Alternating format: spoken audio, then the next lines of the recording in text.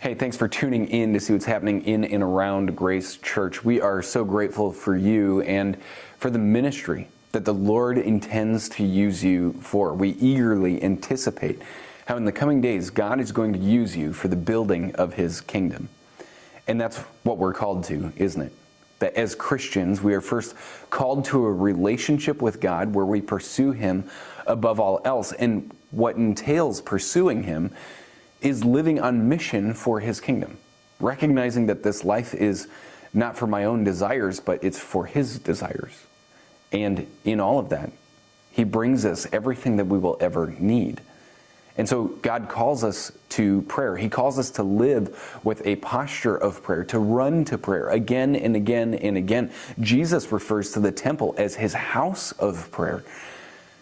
You see, we are to know God with all of our being, with all of our soul, with the core of who we are, because we spend time before His throne on our knees.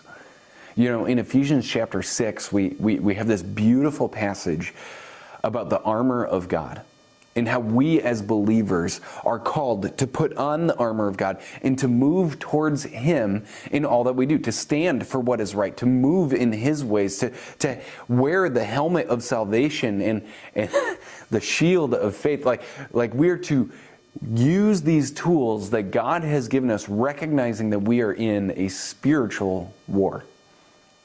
And the best tool that we have in all of it, right at the end of Ephesians 6 and verse 18, is prayer.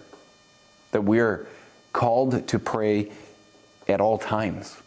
In everything we do, we are called to be in prayer. And so I just want to urge you, for the sake of God's kingdom, to be in prayer, to seek Him, aiming to know Him more and more, aiming to pray Scripture back to Him. Lord, these are the promises that You have given us. This is what You have taught us. Help me to live by this.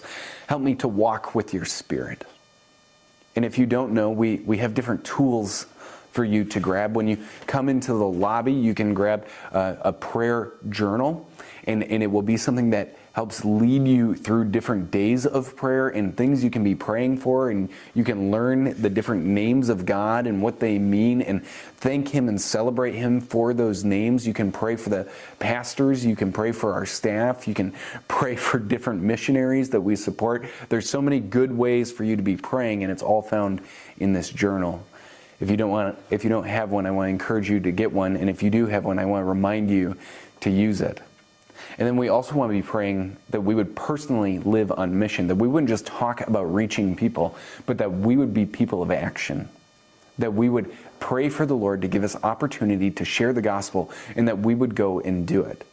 And so earlier in January, we gave out these bless cards, where we want to be a people who intentionally is giving towards others around us so that we can bless them, so that we can encourage them, so that we can build relationship with them, so that we can aim to bless them because we have been blessed to be a blessing.